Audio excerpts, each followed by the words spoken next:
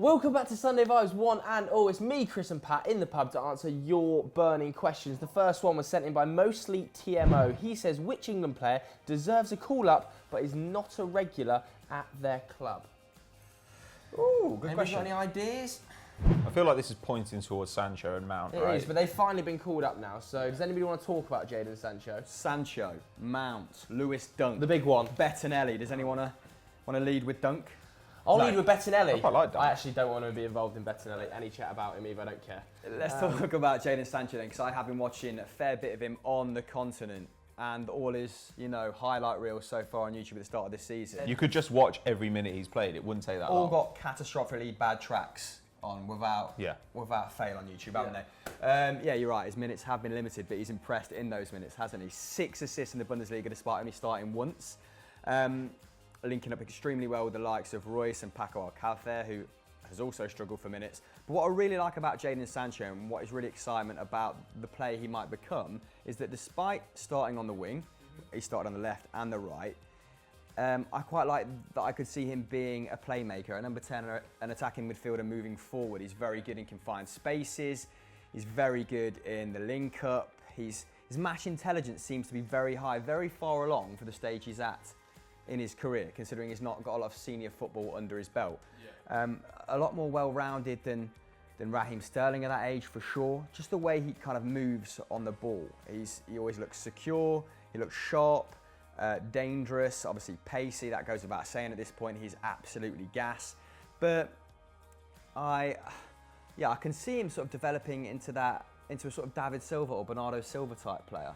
Someone who just floats across that front line. He's not necessarily, his skill set is better than just being a wide player. That's kind of what I'm trying to say. Now, there are obvious areas of his game where he can improve. He doesn't shoot a lot. I think he's averaging like 0.2 shots per game.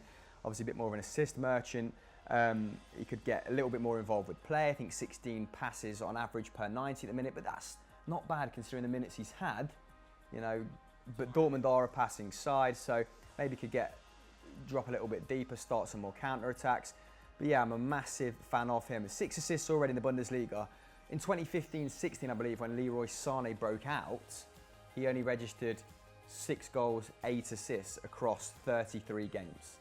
So I think we can start to talk about him in the same ilk as a Leroy Sané, which is much to his credit, given that is big. Given that he's, 10, 15 games into his senior career. But I'm really excited about him.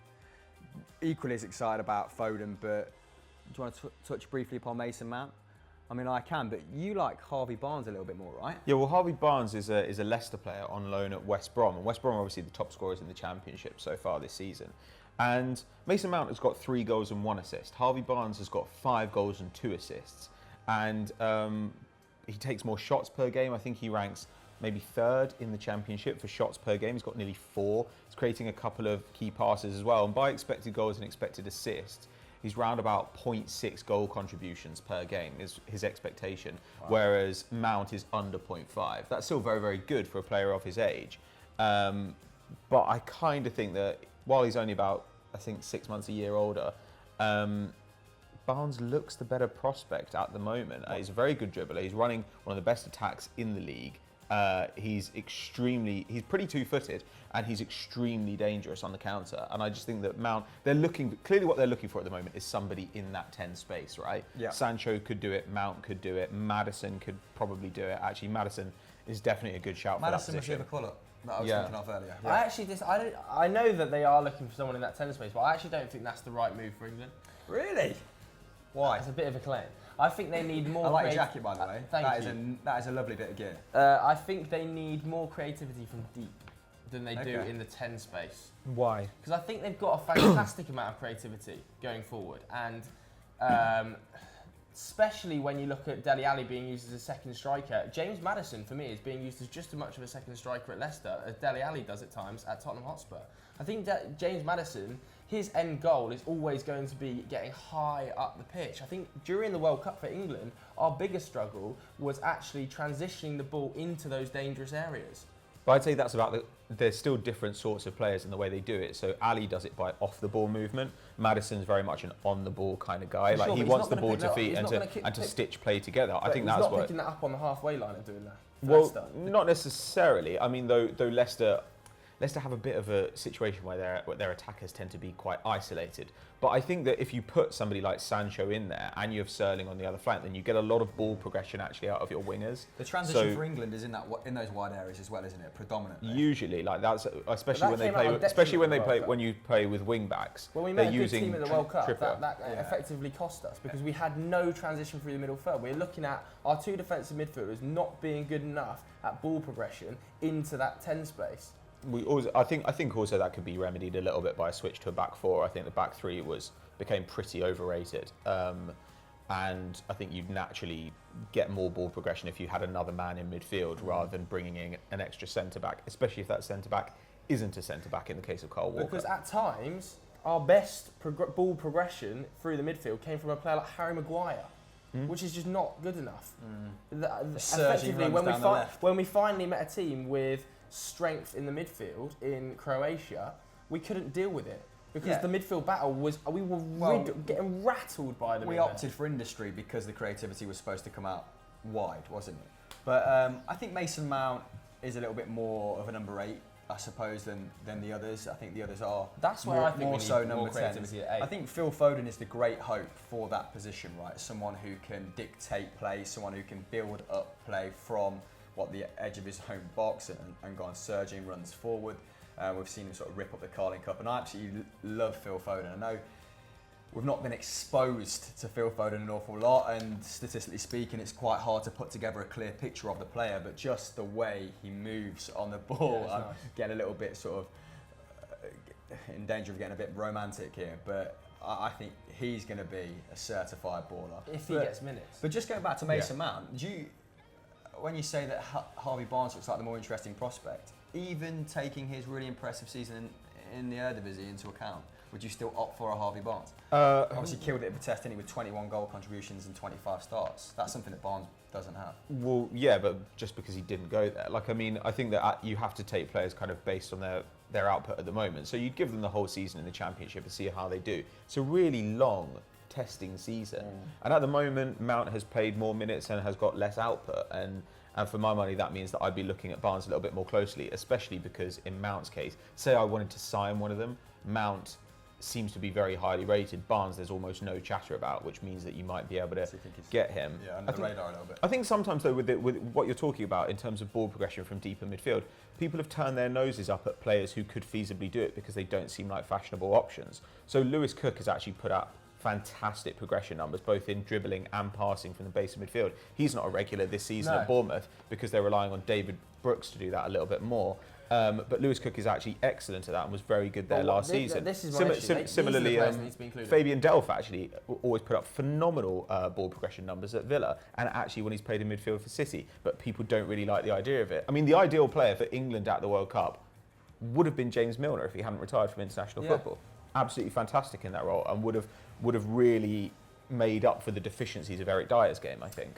I also worry about, at the minute, I think Mount's short game is a little bit immature, which might be a problem in terms of him being the long-term solution to that build-up play that you're alluding to, because I think over the course of 2 seasons, his pass accuracy from the centre of midfield has been around 70%, which isn't really good enough. And I think he was joining with play, I mean, in the final third, yes, but averaging sort of 28 passes, then 36 this season. So this isn't someone like Foden who you can see springing multiple attacks. But we don't know whether Foden can do that. Running the tempo. But I think that's more...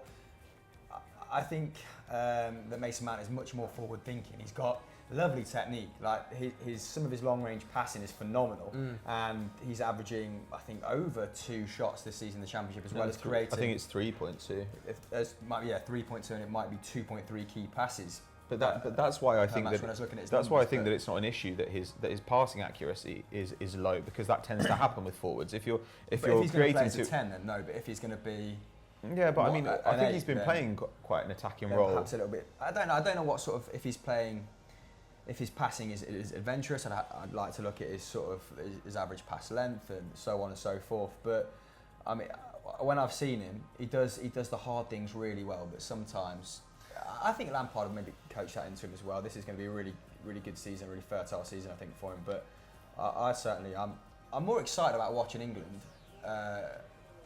Well, not obviously the World Cup was pretty exciting, but we've actually got a crop of young players coming through. There's actually a wave, like a transition. That's why I've been a little bit disappointed for Ryan Sessegnon this season. I know he's been in and out of the side under Jukanovic, but hasn't progressed at the rate I thought he would coming into the Premier League. I think he's got a pretty thankless role. Like he's often playing a hybrid kind of left wing, left back role, and that's a bit of a problem when you're playing for the team with the worst defence in the league. Last season, he played more minutes than anybody else at Fulham in the Championship. And so I fully believe that we're going to see more of him, but it might just be that Jukanovic is waiting for him to put on some muscle, and coaching it up a little bit more, especially because at the moment they seem very reliant on Schürrle to get a lot of shots, whereas last season they were relying on Sessegnon, who didn't get a lot of shots, but got extremely high quality ones. He's fantastic positionally, Sessegnon. Every Fulham game I've watched this season, whenever there's chances in and around the box, he's always in a fantastic position to either pick up the scraps or the ball's played across to him and he's missed the chance. I remember a really glaring one, I think it might have been against Tottenham Hotspur, when the ball's played across the 6-yard box to him and he's kind of on the edge of the 6-yard box and he hits the bar. But it was the same with Dele Alli when he kind of came to Spurs from MK Dons. This is a young player who's had 2 40-plus game seasons. Yeah. Well, he's got them under his belt already, so his kind of players more mature than we expect at that age. But it must be a little bit frustrating for him to see the boys called up that he's been in the youth academy with after such a fantastic season last year.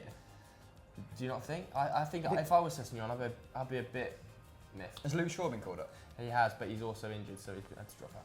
Yeah, it's weird that the left back position actually is strangely competitive at the moment, because you've got your senior guys who are kind of Shaw and Rose and Bertrand and even Young, who can all play there, and then you've got your younger prospects who are Chilwell and Sessegnon. Chilwell will start. Chilwell's ready to go. Yeah, Chilwell's a really good quality Premiership left back. He's much better than guys they've tried in the past, like Aaron Cresswell. I think Chilwell's actually going to be a pretty high quality. I think Chilwell will start. I forgot that guy Chilwell will existed. start for England. Obviously, Rose injured. Shaw. He deserves the place. Chilwell's great. Yeah, for sure. I mean, Chilwell's like Doogie. He looks like a soldier in World War II. Yeah. You've seen his haircut. That's what I like about I know Chilwell. exactly what you mean. Such a traditional looking. I have to say though, I want to take back a statement I made earlier in the season about Luke Shaw. I actually completely wrote Luke Shaw off after one game. Doesn't sound like you, bro. Well, not after one game. I think it was after 2 or 3, and it's not really after one game, is it? It's after a season and a half, maybe even 2.5 seasons. But having said that, he has completely turned it around. He's been Man United's best player for the last. Still rumours 6 you want weeks. Jordi Alba though. And he's won both Player of the Months. I mean, in your defence, I don't think many people saw this resurrection. Great resurrection. At United. I think people knew he was a good player. There was a good player there somewhere if he could stay fit and his attitude was right. Yeah, so on. But yeah, hats off to Luke Shaw. Fully deserved the call up. Fully deserved of the 2 Player of the Month awards, and completely changed my opinion on him. On the subject of Fulham, I read a nice stat this morning that Arsenal have only conceded 10 fewer shots on their goal than Fulham. Yeah. Fulham have been the most poorest team in the Premier League this season, which kind of. But Arsenal's defence is a bit of it. Should we tie this up with a lot of people asked us on Twitter, and I don't think we're really going to mention it. Are we going to mention it? Is this the next question? Should we go straight to the Arsenal question? Yeah, go on then. Oh, Jesus. Oh, Alan Riley asked, will Arsenal challenge for the top 4 under Emery? If no, who is your Premier League top 4? Now, we've done our top 4 quite a lot, haven't we? But like I said, one of the sort of most frequent questions I've been asked throughout the week to put forth for Sunday Vibes is this kind of unlikely bid for 4th after Arsenal have gone on a run of 9 games without a loss, which is the best record in 3 years. Now, you've kind of been trying to play it down, haven't you? Because Arsenal have been somewhat fortunate at the start of this season. Yeah. I mean, I've been enjoying the wins, and to a certain extent, when you have elite attackers, you are going to overperform expected goals, and the shots against don't tell the whole story. I mean, so for instance, Fulham, I think by expected goals are meant to have conceded about 15, and Arsenal closer to 10. So there's a difference in shot quality there, but the defence has been poor, the attack hasn't been great, and at the moment it seems like if things stay the way they are, Spurs will waltz into 4th very easily. Like my prediction for the top 4 remains. Very easily. What makes you say very easily? Because Man United are dreadful and Arsenal are dreadful, and Spurs are actually still pretty competent. But I really disagree. I actually disagree with that. Okay. I think that Arsenal are getting better week on week, and I think they're understanding how Emery wants to play. Admittedly, the defence is a little bit of a mess.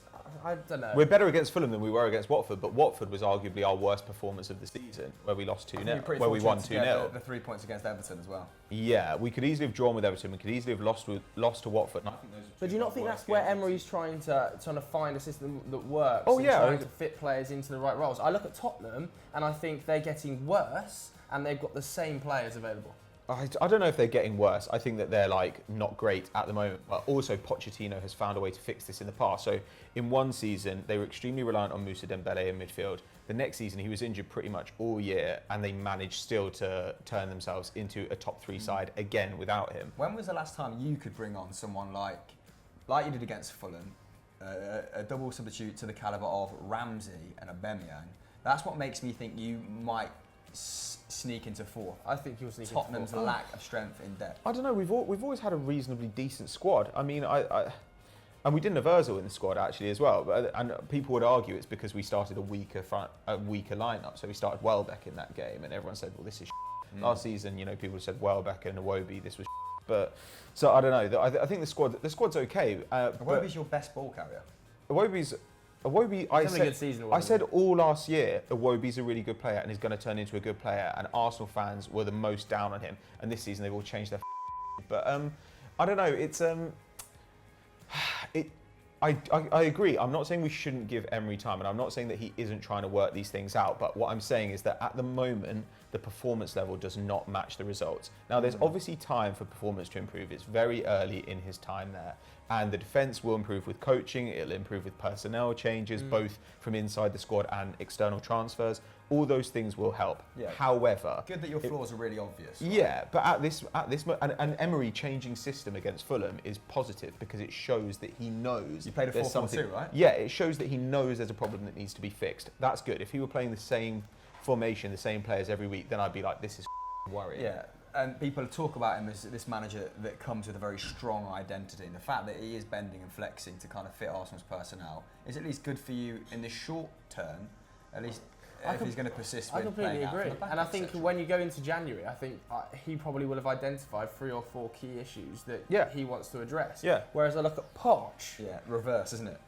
The system changes. It's going backward. They're regressing as a side. Sure, but I think they'll probably go for a midfielder in January. I'm sure they will, but I think they need a whole lot more.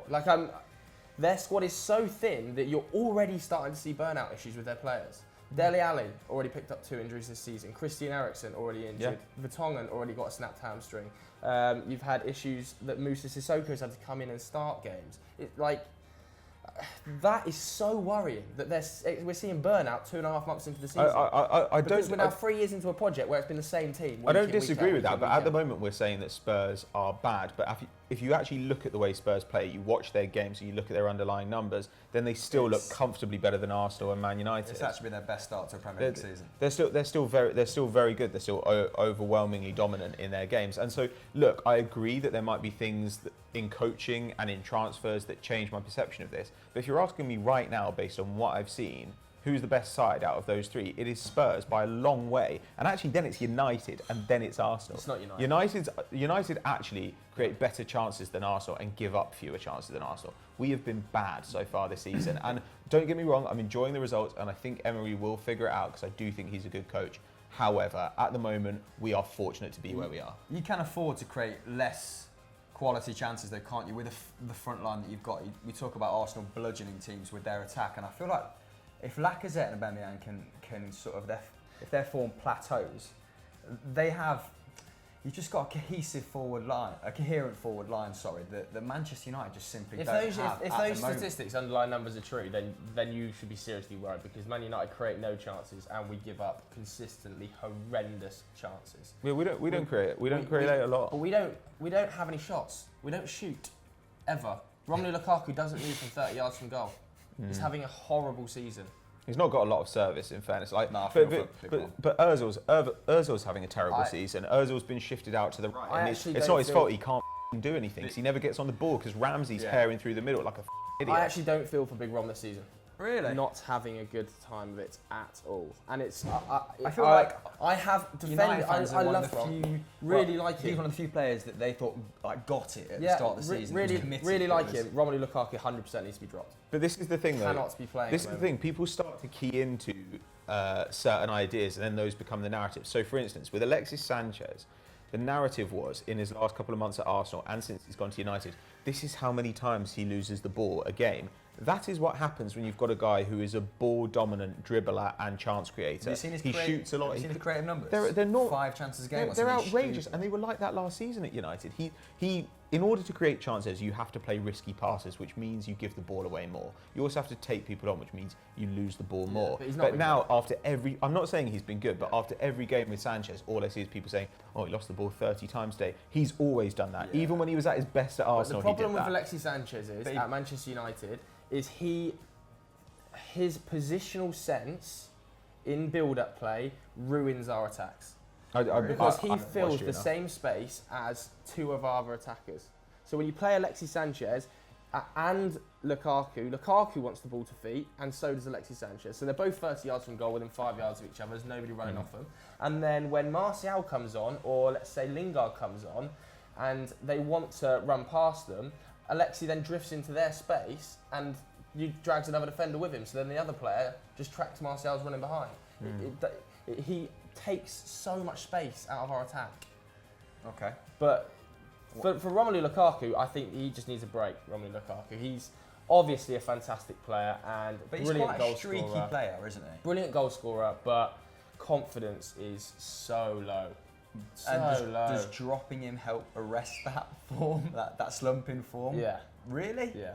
I feel like this is a little bit how I feel about Morata, that they're streaky strikers and you need to just keep playing them and playing them until they can put a run of goals together. I really think he should be dropped. That's fair enough. If you want to drop him for a bit, like if he's tired or he needs a rest or it's not working, I completely understand changing up. What I like with Mourinho is a sense that he's trying to solve anything, and that's mental. That's outrageous. I actually think though that Lukaku needs to be dropped to get a little bit more hunger back in his game. He's undroppable at the moment. Mourinho never drops him. Well, yeah, because nobody else is going to score any goals. He can have 10 disasters in a row and he'll still start again. Yeah, because he's your only proper centre forward. I actually think United, I'll get panned for this, for the next 3 to 4 weeks should look at using Alexis Sanchez as a 9. That's fine. And play him through the middle with Martial and Rashford either side of it. If you're predictable, why not? Because at the moment it's just all into Lukaku's feet. Lukaku tries to hold the ball up, holds the ball up 60% of the time, and there's nobody running off him, and he just loses the ball.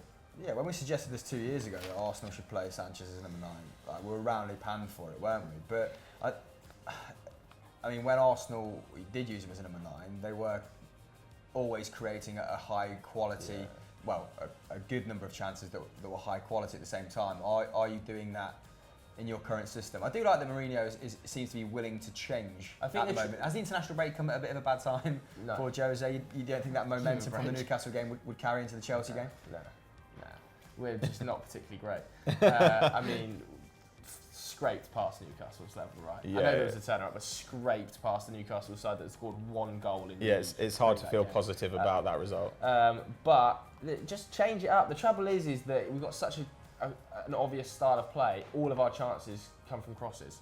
We never play through the middle of teams, ever, because we've not got the players to do it. So it's just actually. I think you do have the players to do it, but you don't play them. Like if you played some combination of Mata and Lingard and Pogba and Sanchez, they're all great at playing. Never happening in the Lineas. Well, no, exactly. It's get it down the flanks and get the ball into Fellaini. With you need a change of coach. So you could change coach. Spurs could buy a central midfielder. Arsenal could buy a whole new defence, and Emery could kind of click with the defence. But basically, these are all teams in need of something, and at the moment, I think Spurs are in need of the least. That's my argument. Actually, you know what's better than all these 3 sides? Wolves. Would you still take Wolves for 4th? Zidane? At the moment, I mean, a hallmark of a Zidane side was producing high quality chances through the fullbacks, wasn't it? I don't know. I don't particularly mind. You've got the personnel to work that Zidane system. There's a lot of options. Well, Jardim's available now, and he's probably the best coach unemployed. Yeah, no, Conte. I don't want Conte. Well, no, he's probably not a good fit. He's not a good fit for you. I don't mind who we bring in.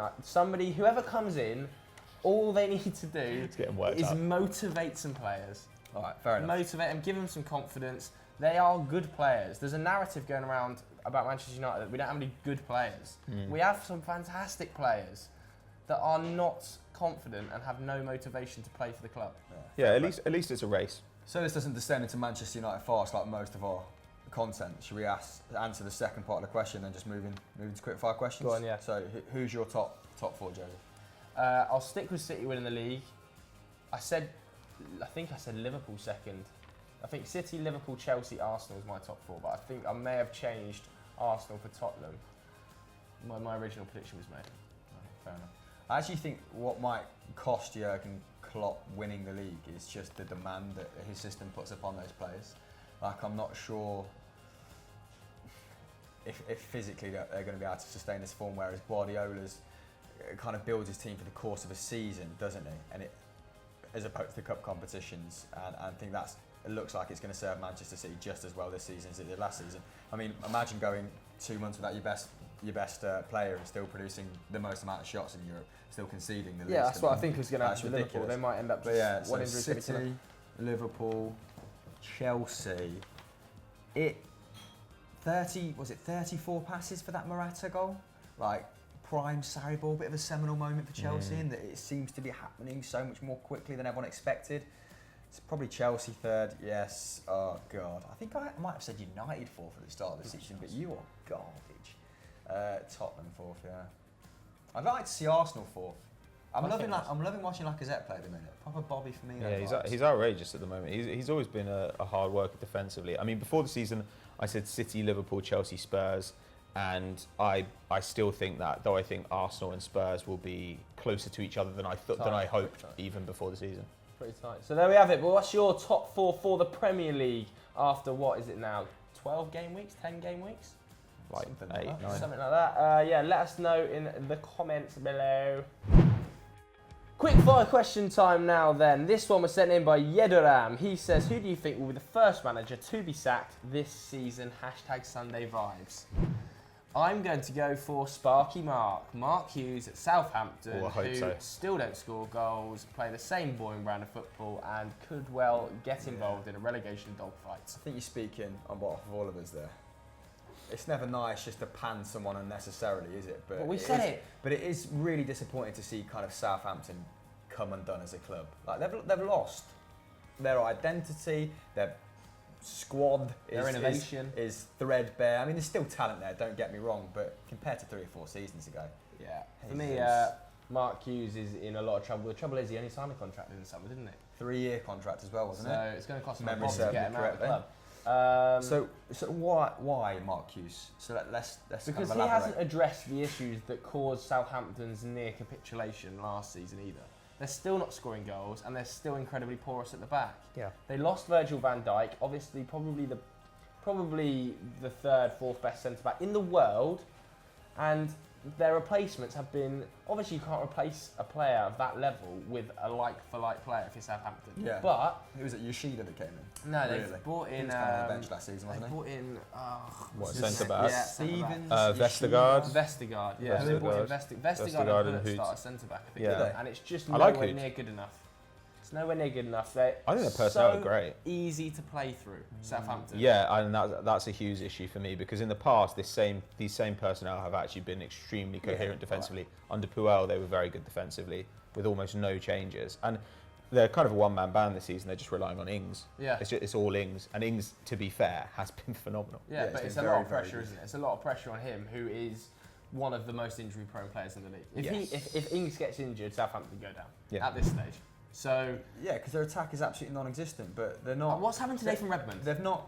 Yeah, they've sold Tadic and not really brought in anyone who's going to fill that void in terms of creating chances. Even at his worst, Tadic was creating a couple of chances again, wasn't he? They've got in El Yunusi, and El Yunusi is leading the team in chances created this season. 2.5. He came in from Basel. He's Danish, and he's leading the team with 2.5 chances created per game, which is about the same as Tadic when he was there. But that's pretty good. But he hasn't played much. He's only played half the minutes. A clear lack of width at the club. Nathan Redmond struggles for minutes. He naturally wants to come inside. Wants to come inside all the time. He sold Sofiane Boufal in the summer as well to lose another wide man. They don't really have anybody out there. You see Boufal's goal for Celta Vigo against... That spreads it. Against who was it? No, I imagine Sevilla. all Sofiane Boufal does is score bangers. Yeah, he's actually average. Yeah, but he just scores bangers. He's a very good dribbler. He's a very good dribbler, but he's one of the most frustrating players. He's absolutely Hatem Ben Arfa 2.0. Yeah, it's true. Hatem Ben Arfa had a couple of great seasons. But yeah, going back to your point, it just made a string of terrible forward signings, haven't they? That just haven't worked out. What happened to Garrido that they bought from Monaco? He's gone back. He's been shipped off, hasn't he? They sent him out on loan. He's gone. Yeah, but this is the thing. Like they used to have a good defence and a pretty mediocre attack, and Hughes has managed to dismantle the good defence. Yeah, so I thought they were a little bit unfortunate against Chelsea though. Actually, missed a couple actually of watch that game. sitters, but they just don't score enough goals to maintain. No, they don't, and they're actually in real danger this season, aren't they? Yeah, 100%. I actually spoke to a couple of Southampton fans at a wedding I was at last week, and they were like, 100% we're going down. We're awful. So they don't stand much chance, I don't think. Positive vibe for St Mary's. Who else then? So we've gone Hughes. What about Warnock? We've got to discuss Warnock because Cardiff has shot a bit. Cardiff know it's traditional that he gets sacked. Cardiff, surely that board know what's going on, don't they? We're going to go down, we're taking the parachute payments, we'll build a squad that can maybe go up again, and then we'll strengthen should we get to the Premier League for what, a second time in 2 or 3 years. But this is why the conversation about Premier League 2 has come about. So was it one of Leeds' someone high up in the hierarchy at Leeds wants to see a Premier League 2 form, because clubs like Cardiff are just, as soon as they come up, there's a relegation spot filled. Yeah, they're not great. I think Warnock will probably go. I don't think he'll be there the entire season. He loves the sack, Warnock. He gets it everywhere. And owners panic. Owners panic. It would almost be worse for Warnock if it looked like they could potentially survive in like January, because then the owners will be like, oh, I'll get rid of him, and we'll get in like Schmidt and see what happens. Hughes will get sacked and then go to Cardiff for January onwards. What about? Actually, it's a bit harsh. It's a bit harsh, but I was expecting more from Marco Silva.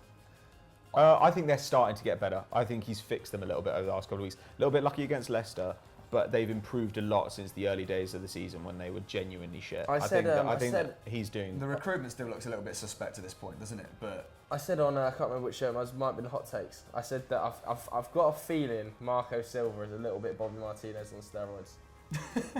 I think they're more coherent than that, but like I think Bobby Martinez's defences were just held together by optimism, whereas Marco Silva is trying to do something. He's trying to do something, but I think his are as well. Well, yeah, I'm yet to see him put together a coherent defence anywhere he's been. Come back inside. Hopefully that help out. The fact that Phil Jagielka is still at Everton in 2018 absolutely boggles the mind. The oldest man in the league, I think. But yeah, I think if Richarlison carries on running fairly hot and makes that transition from wide player to 9, which I think he will eventually. 6 goals in 9 in all competitions this season, including a couple for Brazil against El Salvador, was it?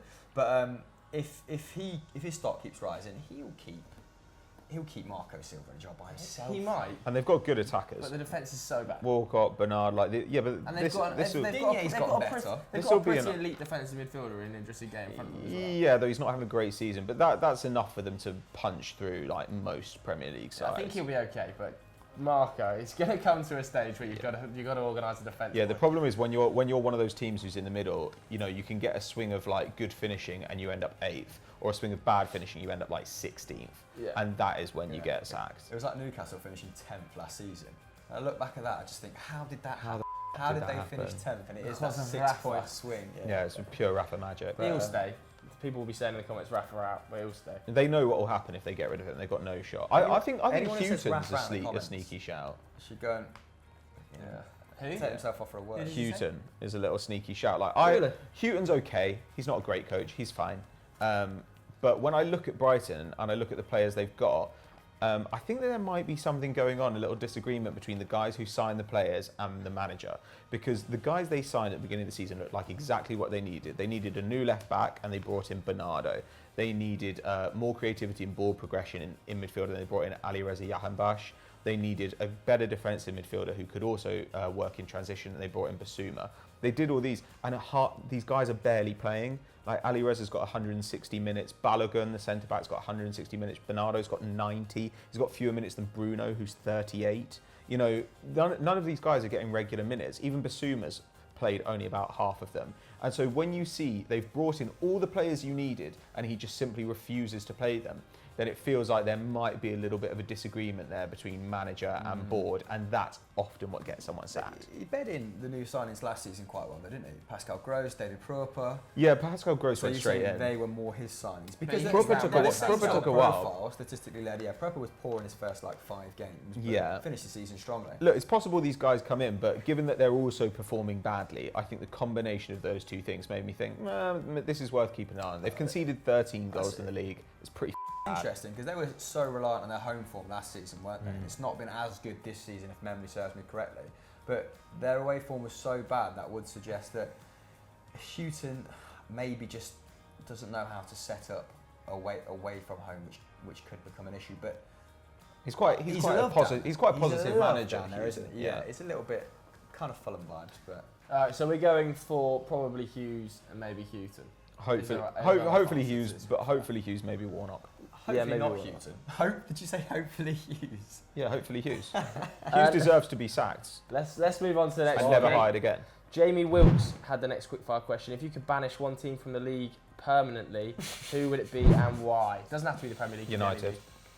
United? Yeah. United. Or maybe Liverpool. Liverpool are f***ing annoying me at the moment. Why? They're so I love Liverpool. boring. I think it's never been easier to love Liverpool at this point. Why are they boring? Their fans are d***heads. Their fans are boring. Jürgen Klopp is boring. I like their football. Their football's good, but at the same time, like the entitlement that you get from Liverpool is worse than Arsenal fans, and that's saying something. But I would go United, because if United left the league, we all know the league would be better. I'll go Bayern Munich. Just so boring. No one would ever watch the Bundesliga. You don't need to get rid of them this season under Kovac. They've been absolutely shocking, and Dortmund look like they might actually. They'll still come win the a league summer. title. Come the summer, they'll still go. Yes, we'll have your best player, your best player, your best player, and your best player, and then next season they'll finish 38 points. Well, hopefully though, teams are going to change that a little bit. So, like, do you see in the Eredivisie, Ajax, PSV, and Feyenoord have agreed that they're going to give the money that they earn from their Europa League and Champions League campaigns to the teams in the rest of the league in order to improve the overall quality of the Eredivisie. Or is that just because they're just going to improve the scouting ability of those teams and then go, I want your player? Probably. But I don't know. I mean, that's quite nice. That's quite an optimistic thing for them to do, because they understand what their role is as a kind of global leader in terms of creating football talent. Do either of you know what happened to Philip Cocu and why he moved on from PSV? Because he's at Fenerbahce now. Me and George were reading a story this morning where it was like the assistant managers have been working against Cocu at Fenerbahce, like overtraining players, trying to injure them on purpose. And as a result, a new owners had to come in, fired 3 assistant managers. What? Yeah, I know. Fired 3 players who were revolting against Cocu. And the whole time I was like, when did Cocu leave PSV? Because haven't PSV in the Eredivisie won like the last 3 league titles? Yeah, they've been pretty. When did he move? They've been pretty reliable. Answer me, you're Dutch. I have no idea when he left. Like, I mean, I don't really care about PSV. God, what a time to move to Turkey as well. Disaster for him. I know, he's had a stinker. Western Supermare. Let's go to the next quickfire question then before we move on to personal questions. Thanks. What would be the perfect destination for Thierry Henry to bring his managerial career? God above, who cares? Not Villa. No, well, Villa's gone Dean Smith, innit? I know, but did he turn down the Villa job? Yeah, he did.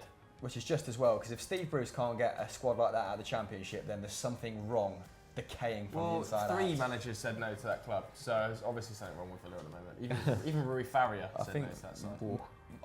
See, me and you disagreed, didn't we, that Monaco, I think Monaco wouldn't be the worst shout for him right now, because expectations are surely rock bottom. They're what, 15th at the moment? Obviously, 18th.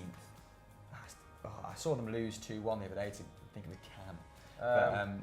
But yeah, I think in terms of sort of getting that top elite level experience and not having to worry about sullying your own reputation, Monaco's not the worst destination. I just think it's a bad time to take over Monaco. But a lot of talent there. Yeah, I just how would he up any more than 18? I actually think my issue is, I think it's fine for Henry. Yeah, Henry's going to come in, probably improve them a little bit, take them up mid-table, fairly decent level of talent there. For Monaco is my issue of appointing Thierry Henry. You're already in a poor place. You're going to get a manager who's got no managerial experience. I get that. It feels like there's another club who's not going to challenge PSG for the title for the next 3 years. 100%. Yeah. Whereas I think, you're probably right with Thierry. This is as good as it's going to get as a managerial opportunity. But for Monaco, this is such a risk. It's hard to look at Monaco and think that what's gone wrong this season is Jardim. After what Jardim has put up with the last few seasons, and also how much value he's added to the club, both with his achievements and with turning players into saleable assets. Well, this is Klopp at Dortmund 2.0.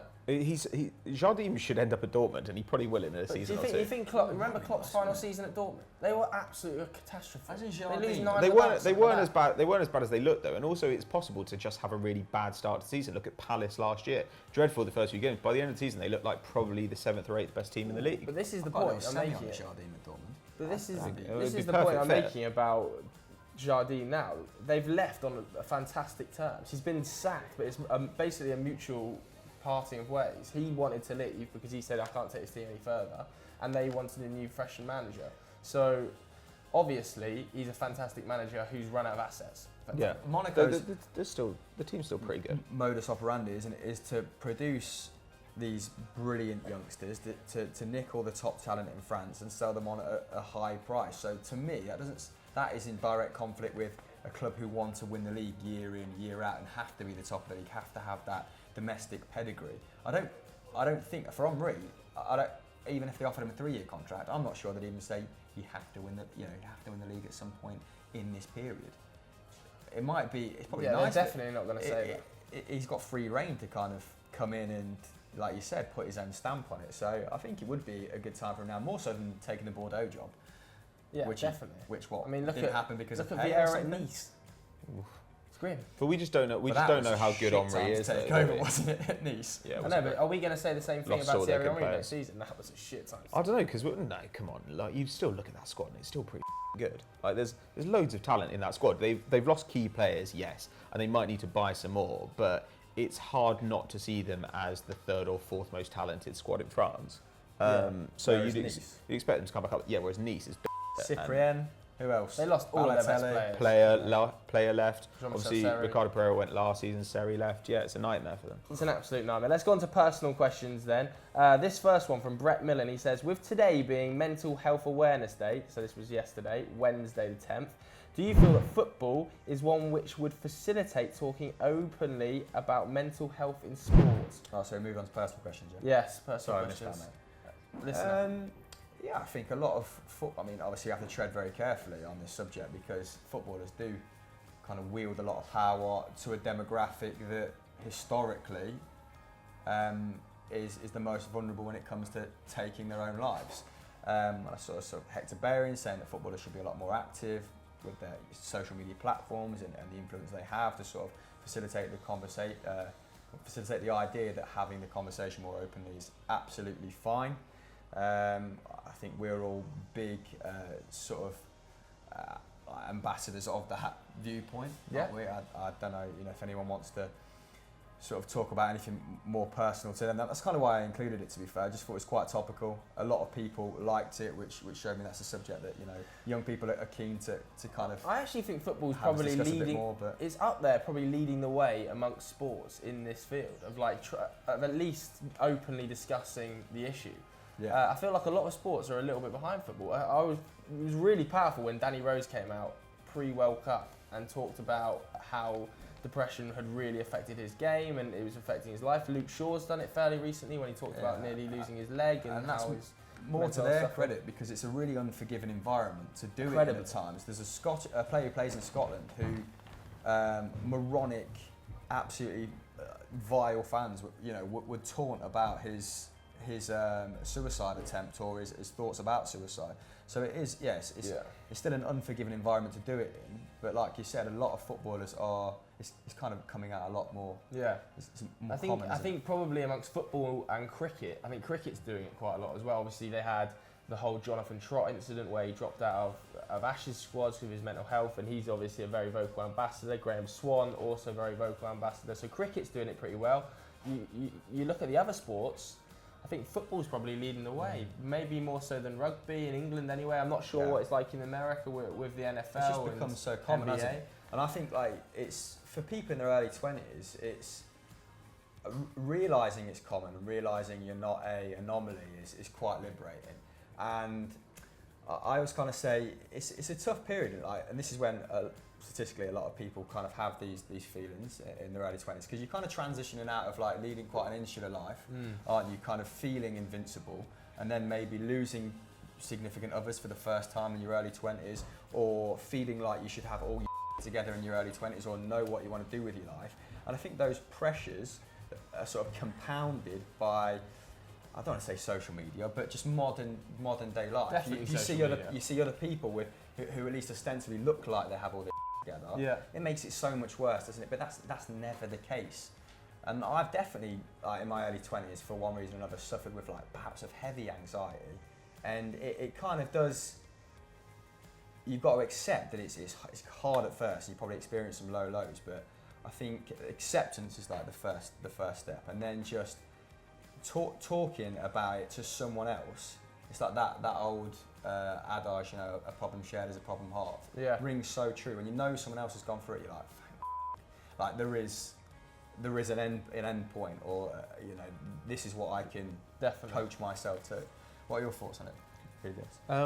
I think you guys are a bit more charitable towards football as a whole than I would be. I think it's often individual players who are actually pushing the conversation forward rather than football being a hospitable environment to it. The thing is, at the moment, it doesn't really do much to make this conversation more public. I think that sports generally as a confederation. Or UEFA, FIFA, the FA, whoever it is, they don't tend to do anything. They'll tend to maybe start a campaign which won't really achieve anything. Kind of like kick racism out of football, didn't really achieve anything. I think that usually I always look to kind of the NBA as the sport, which actually is at the forefront of like progressive issues. But generally speaking, football is quite backwards in a bunch of senses, and I think I'm talking from quite an English point of view. I understand. I completely agree that people like Danny Rose and Luke Shaw have been good in what they've spoken about, and Clark Carlisle, these kind of guys. But I do think that it's been more about them doing it personally. I don't want to give like football credit for it. So footballers, in your instance. Footballers. Yeah, and I think that's because it's at the point where it's just become an intolerable problem. But generally speaking, football is far too conservative when it comes to taking on questions that they don't want to discuss. Like in football, nobody talks about, say, dementia, which at this point is clearly linked to heading footballs. Nobody talks about head injuries in football. We've only just started making progress on that front, despite the fact that it's been an issue in American sports for years. Nobody talks about sexual and domestic violence in football, which are alarmingly common, but everybody tries to sweep them under the rug because they're unpleasant questions to talk about. Yeah, the statistics on match days are absolutely harrowing, aren't they? The rise in domestic violence at the weekend. Yeah, though there was a study published that kind of said, like, look, this is a little bit misleading. Generally speaking, there's just more domestic violence. There's more domestic violence overall. So I don't know. I think that I think football can clearly do more, especially when it comes to I worry not just about footballers, but also about kids who are in academies who essentially neglect their academic studies because they're given this hope that they're going to be professional footballers. The top clubs are trying to change that, though, right, aren't they? It seems that way, but at a certain point, a lot of these kids just get cut loose and don't really know what to do. And then you see people like Michael Johnson, who was meant to be a star with Man City years ago, and their career kind of falls apart. So I don't know. I think that a lot more can be done, but we are definitely taking baby steps in the right direction. I agree. And on an even more uplifting note, it's National Coming Out Day today. So if anyone's doing on Thursday, then fair play to you. Today, Quality. The day we're filming, so all for that. Yeah, I mean, if you're having any thoughts like that, or you want to talk to anyone, we'll put some links in the description below of some charities and stuff that are open to that kind of stuff. Let's do a couple more personal questions then. Darshan Kavalesh says, who's the best gamer at the office? If we're going FIFA, it's George. Probably George. I think we're all stoked that Red Dead Redemption 2 is coming out. Yes. And we might be doing some stuff with Fallout 76, hopefully getting a free copy of the game, because I certainly won't be buying that from the shops, but I do love Fallout. I'm just protecting myself from the sun here. Yeah. You will go translucent. I bet on if you're watching this on post, I'm probably just a white silhouette with two eyes now. Honestly, swear. I know exactly what it'll be. When Mr. Burns gets when he goes I'll watch this back, and I can tell because George is wetting himself behind the camera. I'm probably just translucent right now. If you can see my brain, then welcome. Absolute wax paper. Like, I'm gonna have to start doing that to be seen. Best game of George, then move on. Yeah, George. Then final one. Who was your celebrity crush when you were younger? That comes from Simon Johansson. Kimberly, the Pink Power Ranger. Great shout. Was it also Kimberly in Saved by the Bell? There was always a Kimberly. What, Elizabeth Berkley? Kimberly's are absolute babes. Ooh. Kimberly. Well done. I'd say it's the same as it is now. It's been Salma Hayek for like 20 years. She still looks incredible. Hayek. She actually gets better with every passing year. Probably because she married a billionaire. You know, when I was Who owns Ren? when I was younger, you know, like maybe 10, I actually thought, wouldn't it be lovely to grow up and marry Matilda? Really? Yeah. What, 'cause she's clever. Move shit with her just, mind. Yeah, just so it wouldn't have to clean. Yeah. Very pragmatic, but So she could clean with I her mean, mind. she didn't age. So even in a world with In telekinesis, accordance. you're still a sexist. Is what Wow. we've learned. Well, Clean that yeah, with your mind, love. That didn't come out well, did it? So, Joe? Um, Joe's mouth? Megan Fox, Cyclops? maybe? Megan Fox? Does that count as growing up? She's like, Yeah, she's true. like Doesn't really 33 matter. When or did something. Transformers come out? Yeah, quite a long Wouldn't time have ago. been too old. when Yeah, I Transformers was came out, like which is- solidly into my mid-teens when that came out. Yeah. Yeah, I think that's about it. Next question. Who's the fit one in Scooby-Doo? The The cartoon. fit one is Scooby. Oh, Daphne? you mean Buffy. Daphne, Velma. Not Velma, Daphne. The I think. actor that plays Buffy. Daphne. You want about the cartoon? Daphne, the Who's the cartoon. fittest cartoon then? Oh, Sarah Michelle Gellar, who's in the live No, action not the version. actual live action. You do mean the actual cartoon, yeah. The cartoon. Jasmine from Aladdin. Sort. Lois from Family Guy. Wow. I've never watched Family Guy. So yeah, that's the end. That's the note we're ending Sunday Vibes on this week. Great as usual, great content. What else is happening on the Football Daily Network? What is Oh, it? I'm Why blinded is it and my just corneas that are just like ripping out my eyes. Casper.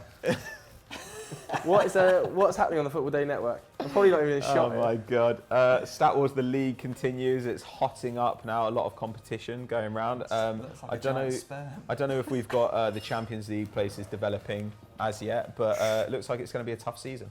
It's pretty tight, yeah. Yeah, tight. So look. Bye.